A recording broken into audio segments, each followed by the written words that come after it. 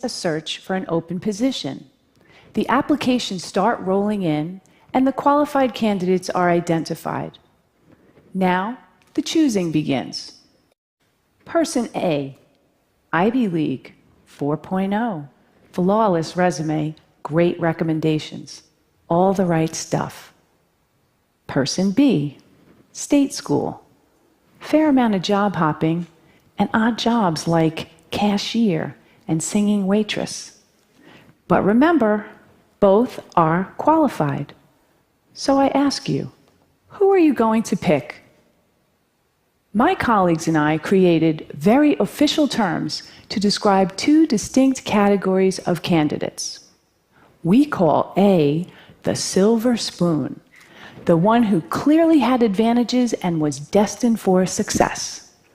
And we call B the scrapper, the one who had to fight against tremendous odds to get to the same point.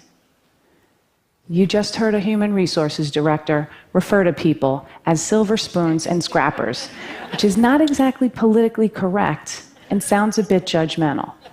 But before my human resources certification gets revoked, let me explain.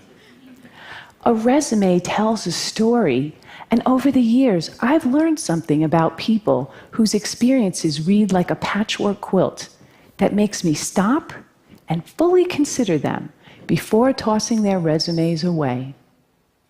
A series of odd jobs may indicate inconsistency, lack of focus, unpredictability, or it may signal a committed struggle against obstacles. At the very least, the scrapper deserves an interview.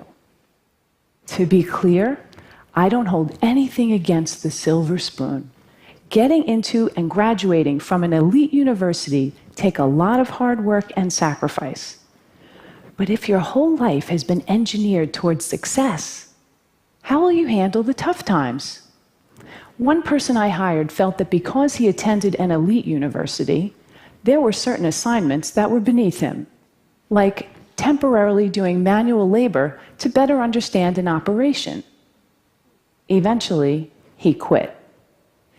But on the flip side, what happens when your whole life is destined for failure and you actually succeed? I want to urge you to interview the scrapper.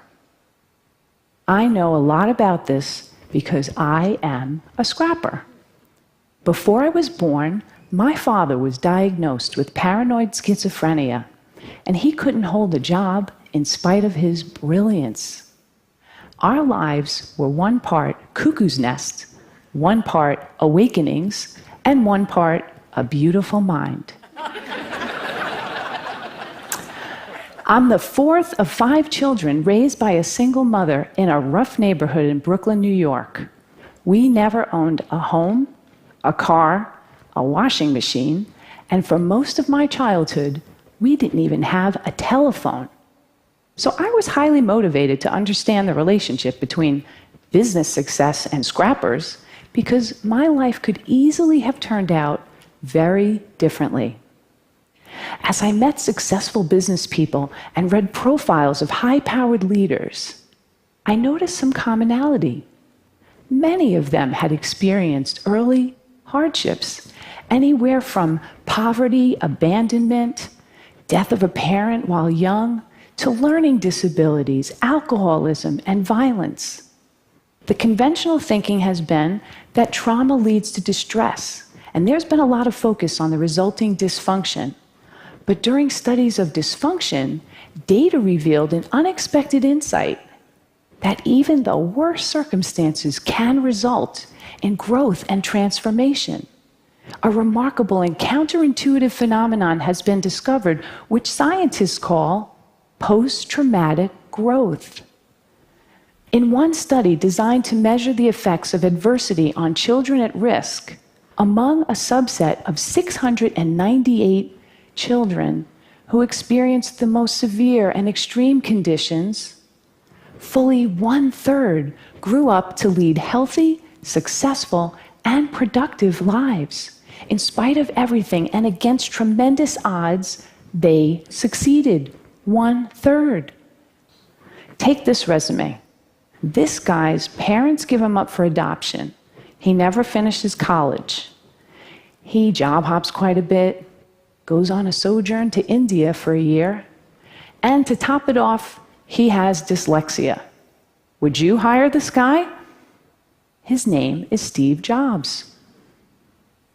In a study of the world's most highly successful entrepreneurs, it turns out a disproportionate number have dyslexia. In the US, 35% of the entrepreneurs studied had dyslexia. What's remarkable, among those entrepreneurs who experience post-traumatic growth, they now view their learning disability as a desirable difficulty, which provided them an advantage because they became better listeners and paid greater attention to detail. They don't think they are who they are in spite of adversity. They know they are who they are because of adversity. They embrace their trauma and hardships as key elements of who they've become and know that without those experiences, they might not have developed the muscle and grit required to become successful. One of my colleagues had his life completely upended as a result of the Chinese Cultural Revolution in 1966. At age 13, his parents were relocated to the countryside. The schools were closed, and he was left alone in Beijing to fend for himself until 16, when he got a job in a clothing factory. But instead of accepting his fate, he made a resolution that he would continue his formal education. 11 years later, when the political landscape changed, he heard about a highly selective university admissions test. He had 3 months to learn the entire curriculum of middle and high school. So, every day, he came home from the factory, took a nap, studied until 4 a.m., went back to work, and repeated this cycle every day for 3 months. He did it. He succeeded. His commitment to his education was unwavering, and he never lost hope. Today, he holds a master's degree, and his daughters each have degrees from Cornell and Harvard. Scrappers are propelled by the belief that the only person you have full control over is yourself. When things don't turn out well, scrappers ask, what can I do differently to create a better result? Scrappers have a sense of purpose that prevent them from giving up on themselves. Kind of like if you've survived poverty, a crazy father, and several muggings, you figure, business challenges? Really? Piece of cake, I got this. And that reminds me, humor.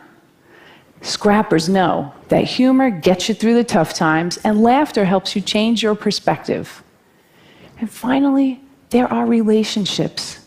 People who overcome adversity don't do it alone.